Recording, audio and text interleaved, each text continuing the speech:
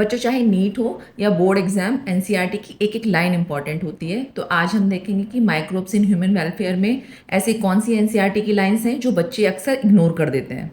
तो हमारी सबसे पहली लाइन है कि जो लैक्टोबैसिलस है वो लैक्टिक एसिड प्रोड्यूस करता है और वही मिल्क प्रोटीन्स को डाइजेस्ट करने के लिए भी रिस्पॉन्सिबल होता है और वही मिल्क के कोगुलेशन के लिए भी रिस्पॉन्सिबल होता है।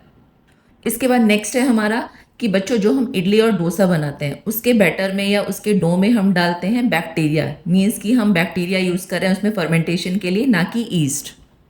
नेक्स्ट लाइन है बच्चों हमारी एंजाइम वाले टॉपिक से। तो यहाँ पे गिवन है streptokinase is produced by streptococcus and modified by genetic engineering. तो इसका मतलब है कि स्ट्रेप्टोकाइनेज हम स्ट्रेप्टोकोकस से नेचुरली प्रोड्यूस करते हैं और हम उसका प्रोडक्शन बढ़ाने के लिए जेनेटिक इंजीनियरिंग प्रोसेस को यूज़ करते हैं। तो बच्चों इसमें कंफ्यूज होने की जरूरत नहीं है। स्ट्रेप्टोकाइनेज हम स्ट्रेप्टोकोकस से नेचुरली भी प्रोड्यूस करते हैं लेकिन प्रोडक्शन कम होता है, तो उसके प्रोडक्शन को बढ़ाने के लिए हम क्या यूज़ करते हैं, जेनेटिक इंजीनियरिंग।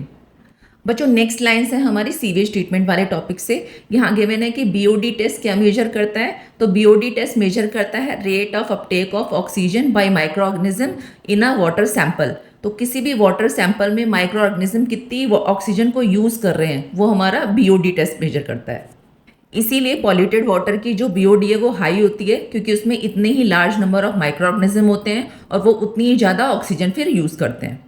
सीवेज ट्रीटमेंट में ही लास्ट में गिवन है बच्चों की गंगा और यमुना एक्शन प्लान हमारी कंट्री में इनिशिएट किया था ministry of environment and forest. इस लाइन से हमारी बायोगैस प्रोडक्शन वाले टॉपिक से। तो यहाँ पे गिवन है कि हमारी इंडिया में बायोगैस प्रोडक्शन की जो टेक्नोलॉजी थी वो डेवलप की थी IARI means Indian agriculture research institute and KVIC means khadi and village industries commission ने।